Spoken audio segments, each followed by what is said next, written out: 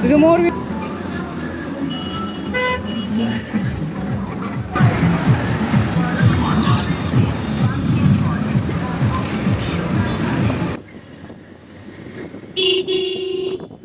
কিরে ভাই, মরার ইচ্ছা নাকি? এ বেটে, তুই তো মরবি।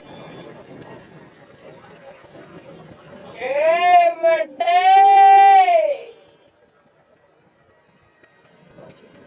তুই মরবি ভাই। পিজ্জা তো ভরতে ভরতে আমার বাইকের নিচে পড়তে লইছিলি, এখন আবার অটোর লোকে। কি একটা অবস্থা! একটা সময় সাইকেল কেনার অনেক ইচ্ছা ছিল, কিন্তু সময় মতো বাবা সাইকেল কিনা দেয় নাই। ওর অনেক কষ্ট কান্নাকাটি করে ক্লাস 8-এ না 9-এ থাকতে জানি আমার একটা সাইকেল কিনাছে, তাও 600 টাকা দিয়া। সেই সাইকেল নিয়ে যা করতাম ভাই, কত দূরে দূরে গেছি। দূরে দূরে বলতে 1 থেকে 5 কিলোমিটারের ভিতরেই থাকতাম। তখন ওইটা আমার কাছে দূর মানে প্রচুর দূর। আবার লগে কিছু ভাই ব্রাদার ছিল, ওদেরও সাইকেল ছিল, ওদের গিয়ার সাইকেল ছিল। আমার ছোটখাটো সাইকেল ছিল, কোনো গিয়ার সাইকেল ছিল না। তো এটা নিয়ে কত কাহিনী করতাম, হ্যান্ডেল উল্টাই দিতাম, উল্টায় চালাইতাম হ্যান্ডেল। দেন ব্রেক সামনে দোনোটা সামনে লাগাইতাম, আবার পিছে আলাদা লাগাইতাম। আর যার কাছে ডিস্ক ব্রেক ছিল, বাবা ওই তো বাইকের মতো। এই যে এরা দেখলে বোঝা যাচ্ছে এরা নতুন,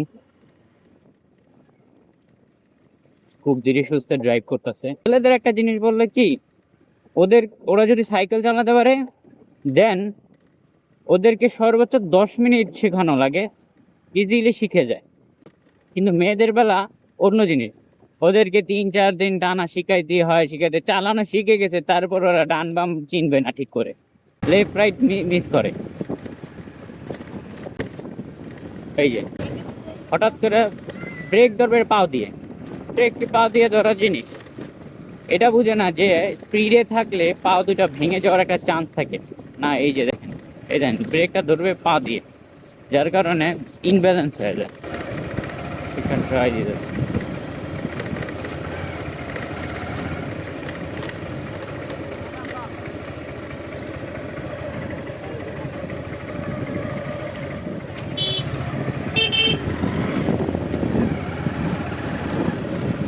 পা উঠাইতে হবে, পা না উঠাইলে শেখা কখনো যাবে না, পা উঠাইতে হবে।